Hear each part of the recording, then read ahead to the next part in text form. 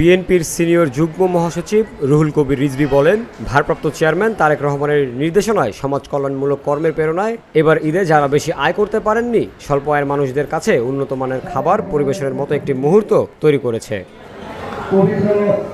এই ধরনের উদ্যোগ নেওয়ার জন্য কামরুজ্জামান জুয়েলকে আন্তরিক কৃতজ্ঞতা জানাচ্ছি। এছাড়াও তিনি বলেন, রাজনীতি যারা করবে তাদের উচিত সবসময় মানুষদের সাথে থাকা, অসহায় মানুষের পাশে থাকা।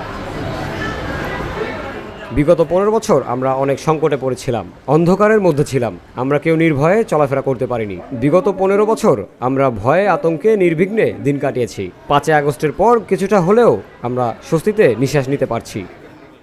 বিগত 15 বছর আমি আজকে কথা বলতে চাই না, যেহেতু ঈদের দিন, তারপরে একটু কথা বলি। আমরা অনেক সংকটে পড়েছিলাম, অন্ধকারের মধ্যে ছিলাম, আমরা কেউ নির্ভয়ে চলাফেরা করতে পারিনি। আমার বাসাটা ঠিক কয়েকটা বিল্ডিং পরেই আমার বাসা।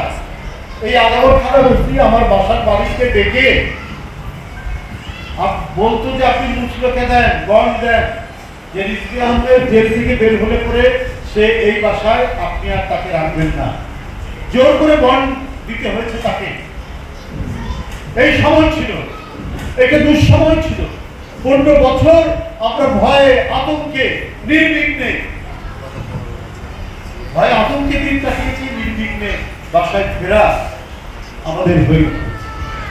আজকে 5 আগস্টের পর কিছুটা হলেও আমরা স্বস্তির নিঃশ্বাস ফেলতে পারি।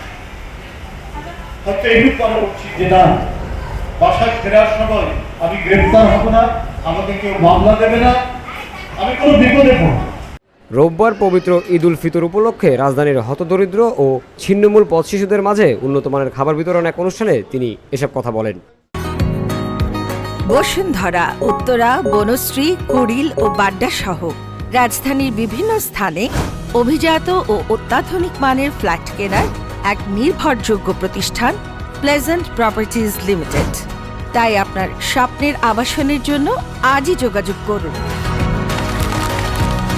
Pleasant Properties Limited, where destiny matures eventually. সে সময় ছিন্নমূল ও পথ শিশুদের মাঝে উন্নত মানের খাবার বিতরণ আয়োজিত অনুষ্ঠানে অংশ নেয় জাতীয়তাবাদী দল বিএনপির অন্যান্য নেতাকর্মীবৃন্দরা। জামিল হোসেন জিতু, ভিওডি বাংলা, ঢাকা।